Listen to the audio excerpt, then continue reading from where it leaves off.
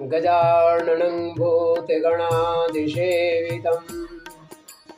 कपितजम्बोफलचारुभक्षितं उमासुतं शोकविनाशकारिणं नमामि विघ्नेश्वरपादपङ्कजम्। आज मैं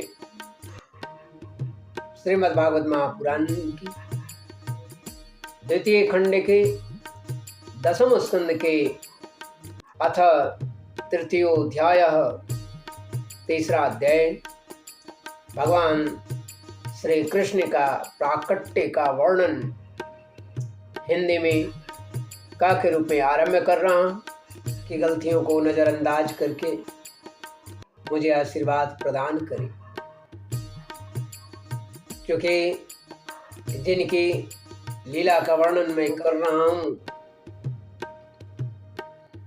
उनकी लीला का वर्णन स्वयं शेष जो सहस्त्र मुख वाले हैं, माँ सरस्वती, गौरी नंदन, समस्त वेद, समस्त देवता ऋषिगण जब नहीं कर सकते तो मैं एक तुच्छ प्राणी, तुच्छ जीव उनकी वर्णन कैसे कर सकता हूँ। जिसको वो जाना दे वही जान सकता है, नहीं तो संभव नहीं। न तो मुझे शास्त्रों का ज्ञान है, न शब्दों का ज्ञान है, न मैं शब्द सोरठा जानता हूँ। इसलिए जिस लय, जिस स्वर में मैं आप तक पहुँचा रहा हूँ, केवल अपनी श्रद्धा भाव से केवल मैं पहुँचा रहा हूँ। बाकी निर्णय श्रीमन नारायण और माँ आद्याशक्ति ही कर सकती हैं। मेरी भाव वही जानती हैं। न जानामि दानम न च ध्यान योगम, न जानामि तंत्रम न च स्तोत्र मंत्रम, न जानामि पूजां न च न्यास योगम, न जानामि पुण्यम न जानामि तीर्थम, न जानामि मुक्तिम लयम वा कदाचित, न जानामि भक्तिम व्रतम वापि माता। इसके अलावा मुझे और कुछ आता नहीं। फिर भी मैं इस भगवान के अनुपम चरित्र का वर्णन करने को तैयार हुआ हूँ, कोशिश में लगा हूँ। तो मेरी मदद तो स्वयं कान्हा ही करेंगे, हनुमंत लला करेंगे। श्रीमद् भागवत महापुराण भगवान का ही रूप है, मैं उन्हें भी प्रणाम करता हूँ। सुखदेव जी कह रहे हैं परीक्षित से, अथ सर्वे गुणोपेत काल परम शोभन वाजन जन्मर्क्षम शान्तर्क्षग्रहतारकं दिश प्रसेदुर्गगनं निर्मलोडुगणोदयम्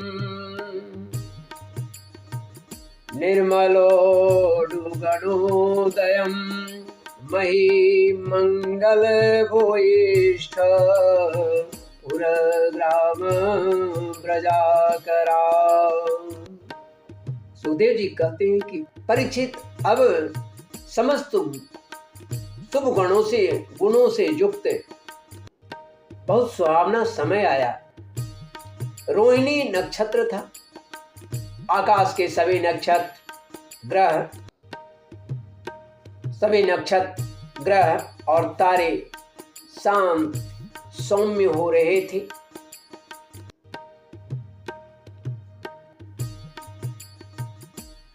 दिशाएं स्वच्छ प्रसन्न थीं। निर्मल आकाश में तारे जगमगा रहे थे। पृथ्वी के बड़े बड़े नगर, छोटे छोटे गांव, अहीरों की बस्तियां और हीरे आदि के खाने मंगलमय हो रही थी। नदियों का जल निर्मल हो गया था। रात्रि के समय भी सरोवरों में कमल खिल रहे थे। प्रभु की आगमन है। वन में वृक्षों की पंक्तियां रंग बिरंगे पुष्पों के गुच्छों से लद गई। जिनका समय था वो भी, जिनका समय नहीं था वो भी। कहीं पक्षी चहक रहे थे, कहीं भौरे गुनगुना रहे थे। उस समय परम पवित्र और शीतल मंद सुगंध वायु अपने स्पर्श से लोगों को सुखदान प्रदान कर रहे थे। सुखदान करते हुए वह बह रही थी। ब्राह्मणों के अग्निहोत्र की कभी न बुझने वाली अग्नि जो कंस के अत्याचार से बुझ गई थी, वे इस समय अपने आप जल उठी। बोलिए श्री कृष्ण चंद्र भगवान की जय। संत पुरुष पहले ही चाहते थे कि असुरों की बढ़ती न होने पाए। अब उनका मन सहसा प्रसन्नता से भर गया। वे प्रसन्न हो गए जिस समय भगवान के आविर्भाव का अवसर आया। जिस समय भगवान के आविर्भाव प्रकट होने का अवसर आया, स्वर्ग में देवताओं की दुदुम्बियां अपने आप बज उठी। किन्नर और गंधर्व मधुर स्वर में गाने लगे तथा सिद्ध और चारण भगवान के मंगलमय गुणों की स्तुति करने लगे। विद्याधरियां अप्सराओं के साथ नाचने लगे। बड़े बड़े देवता और ऋषि मुनि ये सभी आनंद से भरकर पुष्पों की वर्षा करने लगे। ऋषि मुनि देवता जब अपने सुमन की वर्षा करने के लिए मथुरा की ओर दौड़े, तब उनका आनंद भी पीछे पीछे दौड़ रहा था। उनका आनंद भी पीछे छूट गया। उन्होंने अपने निरोध और बाध संबंधी सारे विचार त्याग कर मन को श्री कृष्ण की ओर जाने के लिए मुक्त कर दिया, निछावर कर दिया। जल से भरे हुए बादल समुद्र के पास जाकर धीरे धीरे गर्जना करने लगा। जन्म मृत्यु के चक्कर से छुड़ाने वाले जनार्दन के अवतार का समय था। निश्चित चारों ओर अंधकार का साम्राज्य था। उसी समय सबके हृदय में विराजमान भगवान विष्णु देव रूपिणी देवकी के गर्भ से प्रकट हुए, जैसे 16 कलाओं से युक्त चंद्रमा का उदय हो गया हो। तमद्भुतं बालकमम्बुजेक्षणं चतुर्भुजं शङ्खगदायुधायुधम् श्रीवत्सलक्ष्मं गलशोभिकौस्तुभं पीताम्बरं सान्द्रपयोधसौभगम् महार्हवैदूर्यकिरीटकुण्डलपिसा परिस्वक्तसहस्रकुन्तलम् ओद्दाम काञ्चङ्गद कङ्कणादिविरोचमाणं वसुदेवैक्षतः।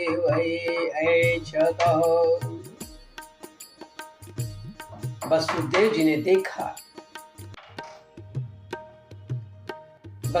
ने देखा उनके सामने एक अद्भुत बालक है। उनके नेत्र कमल के समान कोमल और विशाल है। 4 सुंदर हाथों में शंख, गदा, चक्र और कमल लिए हुए हैं।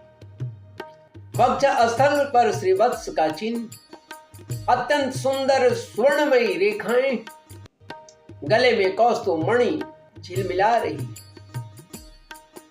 वर्षाकालीन मेघ के समान परम सुंदर श्यामल शरीर पर मनोहर पीतांबर फहरा रहा है।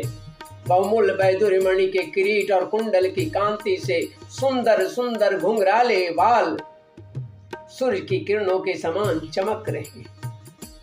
कमर में चमचमाती करदनी की लड़ियां लटक रही है। बाहों में बाजू बंद है और कलाइयों में कंकण शोभायमान हो रहे हैं। इन सब आभूषणों से सुशोभित बालक के अंग अंग से अनोखी छटा छिटक रही है। बोलिए नंदलाल की जय।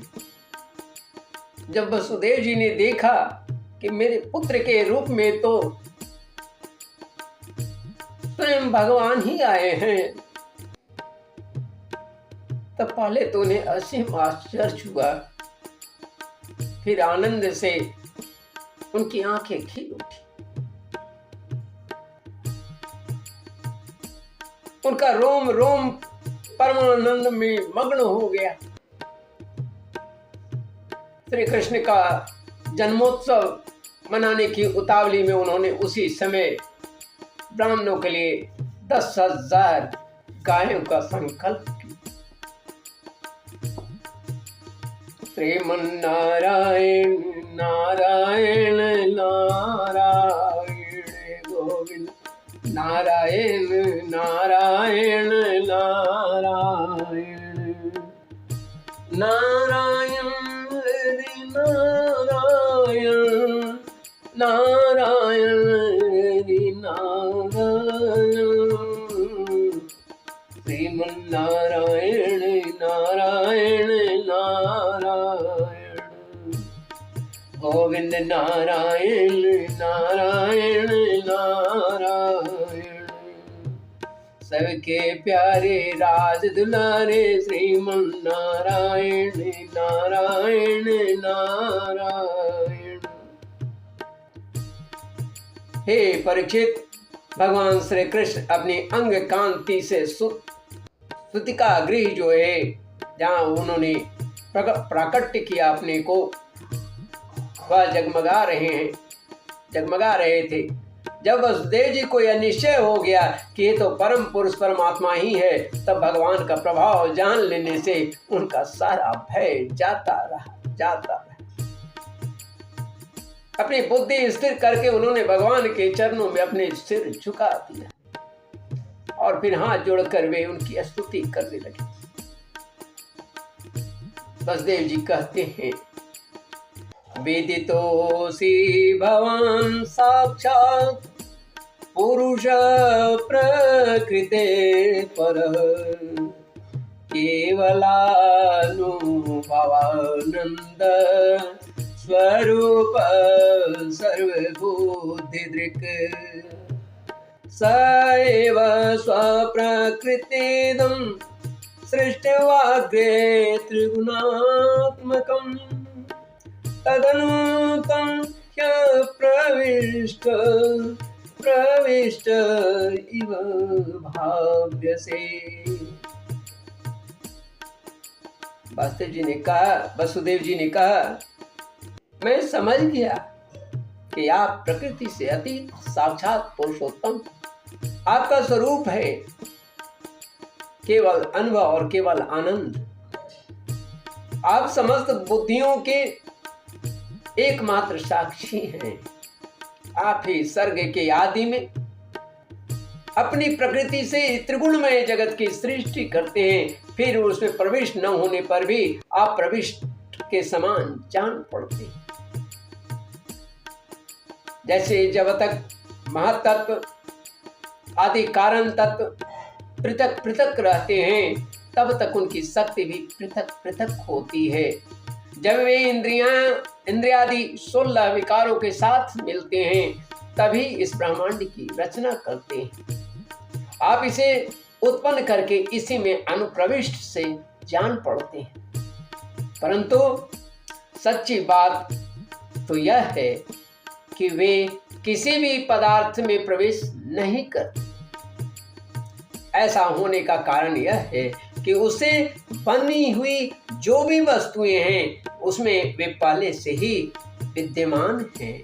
बोलिए श्रीमन्नारायण भगवान की जय। कैसे?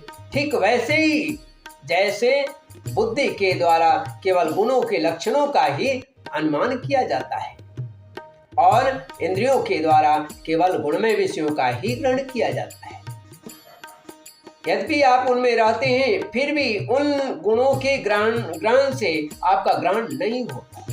इसका कारण यह है कि आप सब कुछ हैं, सबके अंतर्यामी हैं और परमार्थ सत्य आत्मस्वरूप हैं। गुणों का आवरण आपको ढक नहीं सकता, इसलिए आप में न बाहर है न भीतर। फिर आप किसमें प्रवेश करेंगे? किसमें प्रवेश करेंगे? इसलिए प्रवेश न करने पर भी आप प्रवेश किए हुए के समान दिखाई पड़ते हैं, दिखते हैं। आत्मनो दृश्य गुणेषु सन्निधि व्यवस्यते स्वव्यतिरेकतो बुध विनानुवादं न च तन्मनीषितं सम्यक् यतस्त्यक्तमुपाददत् पुमान्।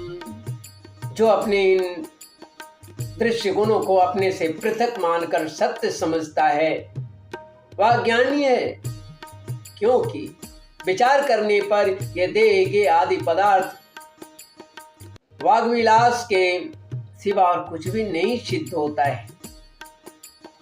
विचार के द्वारा जिस वस्तु का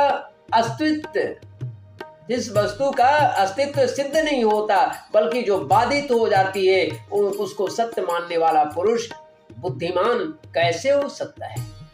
असंभव है। हे प्रभु, कहते हैं कि आप स्वयं समस्त क्रियाओं, गुणों और विकारों से रहित हैं, फिर भी इस जगत की सृष्टि, स्थिति और प्रलय आपसे ही होती। यह बात परम ऐश्वर्यशाली परब्रह्म परमात्मा आपके लिए असंगत नहीं है, क्योंकि तीनों गुणों के आश्रय आप ही हैं। इसलिए उन गुणों के कार्य आदि का आप में ही आरोप किया जाता है। आप ही तीनों लोकों की रक्षा करने के लिए अपनी माया से तत्वमय शुक्ल वर्ण यानी पोषणकारी विष्णु रूप जो हैं उनका धारण करते हैं। उत्पत्ति के लिए रज प्रधान रक्त वर्ण यानी सृजनकारी ब्रह्मा के रूप में, और प्रलय के समान तमोगुण प्रधान कृष्ण वर्ण में होते हैं जो संहारकारी रुद्र रूप में हो जाते हैं।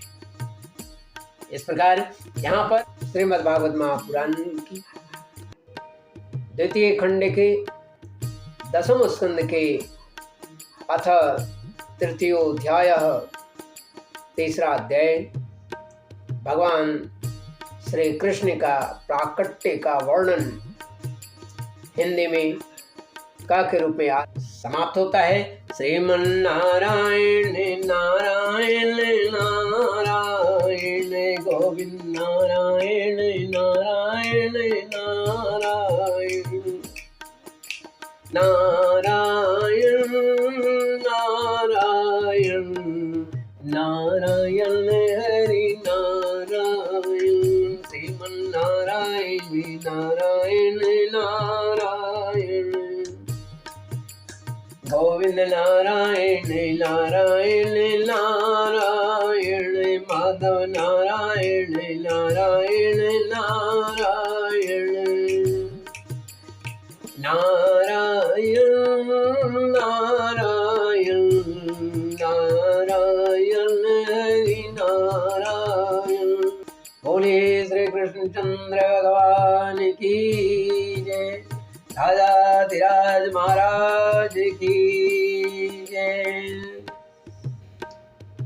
धर्म की जय हो, अधर्म का नाश हो, प्राणियों में सद्भावना हो, विश्व का कल्याण हो। गौ माता की जय हो, पृथ्वी माता की जय हो, आकाश की जय हो, गायत्री की जय हो, सूर्य देव की जय हो, समस्त संतों की जय हो, समस्त ब्राह्मणों की जय हो, भारतवर्ष की जय हो, सनातन धर्म की जय हो, समस्त ऋषिवरों की जय हो, समस्त आचार्यों की जय हो, पूज्यपाद गुरुदेव की जय हो।